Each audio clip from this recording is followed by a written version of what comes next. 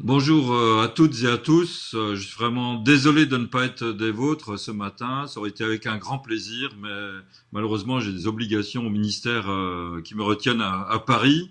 Mais j'ai déjà un peu mangé mon temps et je vous prie de m'en excuser. Je voulais d'abord saluer les organisateurs et remercier l'Université de la Vigne au vin pour cette invitation, et notamment Nadine Franju qui n'a pas manqué de me relancer à de nombreuses reprises pour bien être des vôtres ce matin.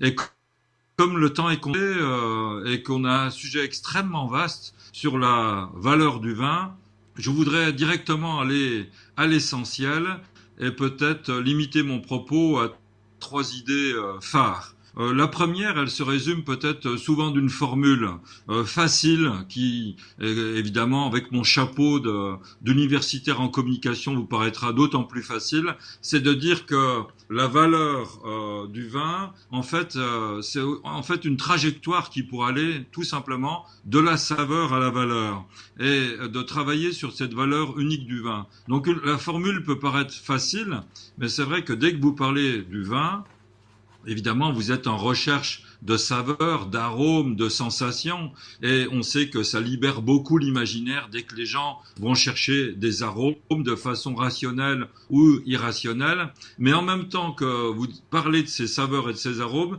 très vite le discours se débride, s'émancipe et va chercher des éléments de valeur. Et la première idée qui est intéressante avec le vin, c'est sa valeur unique, d'exemplarité. En fait, on a de l'or dans la main dès qu'on parle du vin, parce que vous n'avez pas d'équivalent dans le monde alimentaire d'un aliment. Alors évidemment, la notion est quelquefois discutée quand on parle d'aliments pour le vin, puisqu'on associe normalement les choses qui servent à se nourrir. N'entrons pas dans le débat, mais ça rentre dans la catégorie des aliments globalement.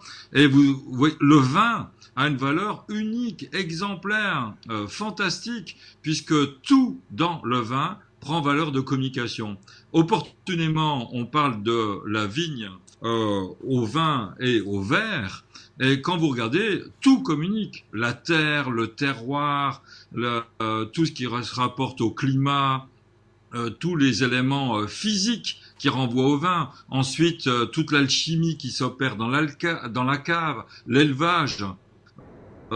Évidemment, le temps est court, donc vous comprenez évidemment tous ces éléments qui sont des ressorts de communication, des leviers de communication, et ça va jusqu'à la communication, jusqu'à la consommation du vin, qui ne manque pas, évidemment, de libérer, là encore, la parole et l'imaginaire. Vous n'avez pas d'équivalent dans le monde alimentaire. Vous pouvez vous lancer, alors peut-être le café, le chocolat, même dans la gastronomie, quand les gens décrivent des plats, vous n'avez pas ce potentiel imaginaire. Donc ça veut dire que là, on a une ressource unique pour communiquer, pour faire rêver, pour libérer complètement l'imaginaire. Et Dieu sait si on ne s'en prive pas en communication, mais du coup, on a une telle richesse et un tel pouvoir de communication qu'il faut maîtriser ces éléments, pas trop décoller, pas trop s'émanciper pour aller dans un imaginaire qui serait trop débridé, et il faut canaliser tous ces éléments-là. Mais comparé avec le cornichon, la carotte, le poireau, tout ce que vous voulez, essayez d'intéresser les gens 30 secondes à ces aliments à table, on a vite, la discussion tourne vite court. Alors qu'avec le vin, on peut être vraiment dans une situation de discours inépuisable. Donc ça, c'est la première chose avec le vin, sa valeur unique d'évocation, je dirais. La deuxième chose, c'est la valeur d'expérience. Comme le vin communique par tous les bouts, de la vigne au verre et à la table, au partage convivial de la table, on a envie de parler du vin, on a envie de dire ce que l'on ressent. Alors, on s'est dit, il faut peut-être amplifier le signal. Et je crois qu'on est parti pendant quelques temps, et on se calme aujourd'hui, là encore, sur la valeur expérientielle du vin, sa valeur d'expérience, un moment unique, un goût irremplaçable, et peut-être qu'on s'est emballé dans la communication sur le vin et qu'on s'est peut-être laissé entraîner sur la valeur superlative du vin, avec un discours hyperbolique, emphatique. On en a peut-être trop fait. Et je pense qu'aujourd'hui, on arrive à une certaine maturité en termes de communication et que cette valeur d'expérience est plus liée à des bons moments. L'association du bon vin au bon moment. Pas un bon vin dans l'absolu. Ça n'a pas de sens de dire un peu les choses comme ça, ou d'être toujours avec des vins qui seraient en surplomb sur les autres vins, mais de trouver le bon vin avec le bon moment. Et aujourd'hui, la valeur d'expérience est peut-être moins hyperbolique, elle s'enflamme moins, et on associe ça à des moments de convivialité qui peuvent être plus souples, plus modérés, plus tempérés, tant qu'on s'emballe dans le discours. Alors, donc ça c'est important parce que on se libère un petit peu aussi d'un discours qui était sur des cibles. Quelle est la cible? On pense moins à enfermer le consommateur dans des profils types de consommation. Vous-même qui m'écoutez, vous n'êtes pas trop content si on vous enferme dans un profil de consommation. Ça n'a pas vraiment de sens. Bien sûr, vous allez acheter selon vos moyens. Mais après, ça ne veut pas dire grand-chose par rapport au moment qu'on a envie de vivre. Qu'est-ce que le vin vient prendre comme place dans un moment de vie, dans un moment de socialité partagé avec des amis, partagé avec la famille, ou dans un moment un petit peu plus mondain où on veut. Et là encore, il faudrait prendre en compte des dimensions d'export. Il y a certains pays qui s'intéressent beaucoup à la notoriété. Alors le français, je l'ai dit, libère beaucoup le discours. Peut-être que si je prends un public anglais ou un public chinois ou un public d'Amérique du Sud, les sensations seront évidemment différentes et le rapport au vin sera différent. Mais toujours, il est associé à des moments de consommation, des moments de convivialité. Et donc, il faut, moins, à mon avis, s'intéresser à la dimension d'un profil type de consommateur qu'à un moment de consommation et le rôle que va jouer le vin dans ce moment de consommation. Et je crois que là où l'effort peut véritablement porter, là encore je pourrais le dire, c'est la valeur de proposition du vin. Puisque nous sommes dans un moment, qu'est-ce que je propose? Et là c'est difficile parce que quelquefois il y a des attentes standards de goût, mais en même temps, pour communiquer sur de la valeur, c'est quoi la valeur? C'est toujours une valeur différentielle. Je fais une chose que ne fait pas l'autre. Il y a une valeur donc différentielle. Et en même temps, la valeur, c'est créer une préférence sur une différence. Il faut réussir cette alchimie, créer une préférence sur une différence.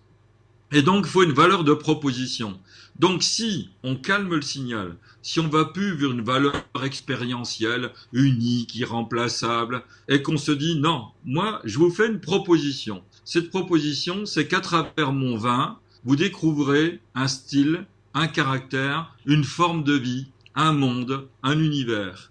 Eh bien ça plaît aux consommateurs du monde entier. Donc là encore, on s'est emballé quelquefois en faisant ce qu'on appelle du storytelling, du récit, de réenchanter l'expérience, de faire rêver.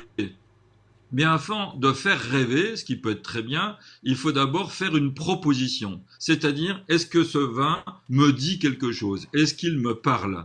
Et là, je crois qu'il y a un rôle qui peut être intéressant, qui est celui de la contre-étiquette du vin. Il y aura beaucoup peut-être de progrès à faire, non seulement sur l'étiquette, mais sur la contre-étiquette et sur la relation, par exemple, avec un flashcode, par exemple, entre la contre-étiquette et le site internet du négociant, du producteur, de tous ceux qui ont un rapport qualitatif avec le vin.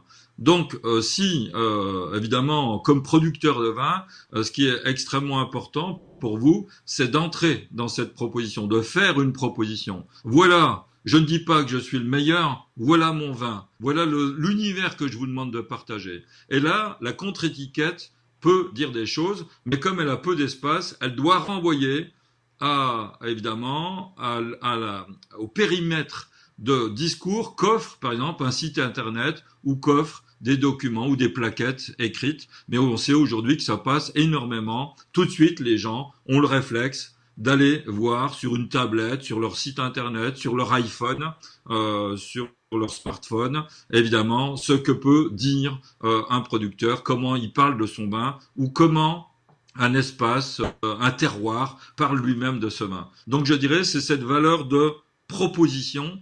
Et si je devais résumer tout ça à travers un seul mot, je pense que le mot clé c'est celui de l'incarnation. Si vous voulez qu'il y ait une appropriation de la part du mangeur, de la part du dégustateur, de la part du consommateur. Il faut que lui-même s'y retrouve dans le monde que vous le proposez et il faut travailler cette valeur fondamentale qui est la valeur d'incarnation. La communication, souvent d'ailleurs quand on dit wow, c'est de la com, ça veut dire c'est un peu de l'esbrouf. Et aujourd'hui, les gens ne s'en laissent plus compter de façon aussi naïve. En revanche, ils ont besoin d'adhérer à des valeurs d'authenticité. Alors si vous travaillez principalement cette chose, je dirais message essentiel, quelle est comme producteur ma valeur de proposition de ce vin et quelle est dans l'histoire que je raconte et le récit que je peux établir, non pas des choses obligatoirement fantastiques, mais quelque chose qui va favoriser cette appropriation à travers cette incarnation. Vous dites que la valeur est toujours différentielle, qu'il faut savoir créer une préférence sur une différence. Est-ce que ça exclut la communication collective ? Non, je pense qu'au contraire, il n'y a pas de contradiction, il faut y aller par palier. On peut bien évidemment imaginer une communication collective, qui ne veut pas dire que derrière cette communication collective, tout le monde suivra comme un seul homme, en rang bien serré, et qu'il y aura un seul couloir de communication. Ça n'aurait pas de sens. Mais en même temps, vous savez que la communication travaille aussi souvent en lien avec le marketing. Et le marketing vous dirait, si on fait une communication collective, il faut peut-être déjà réfléchir sur une plateforme avec de communication. Et dans cette plateforme de communication, la première question qui se pose, c'est quel est notre message matriciel? Quelle est notre vision des choses? Tout à l'heure, je parlais de proposition pour un vin en particulier. Eh bien, à un niveau collectif, c'est de dire, nous, quelle est notre vision du vin? Quelle est notre proposition collective? Portée par quelle ambition? Avec quel objectif? Donc, il y a un certain nombre de choses qui se déclinent, mais c'est difficile de faire l'impasse sur vision, mission, ambition, objectif. Voilà 4 éléments qui entrent.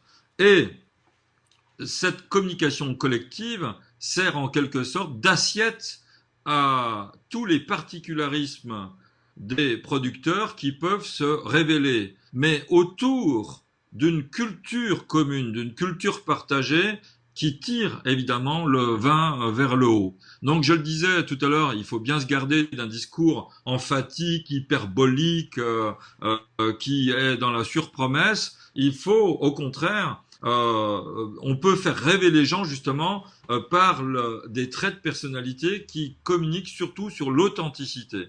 Donc cette réflexion collective peut nourrir une culture partagée qui ne condamne en rien les particularismes ensuite des producteurs et ne condamne en rien les individualités à se ranger dans un discours d'uniformité.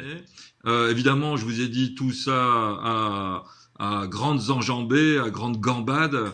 Il y aurait beaucoup à dire. Je sais que votre colloque va être très riche et que pendant ces journées, cette notion de valeur sera largement débattue. Et mon seul espoir, c'est de vous retrouver peut-être dans d'autres occasions, dans d'autres espaces, pour qu'on puisse évidemment revoir ces choses-là concrètement, avec des exemples à l'appui. Mais je sais que pendant ce colloque, vous aurez tout le loisir de débattre largement de ces questions. Voilà, je suis de tout cœur avec vous. J'ai eu beaucoup de plaisir avec Nadine Franju à pouvoir évoquer la préparation de ce colloque et je vous souhaite une pleine réussite pour ces journées. À bientôt, j'espère.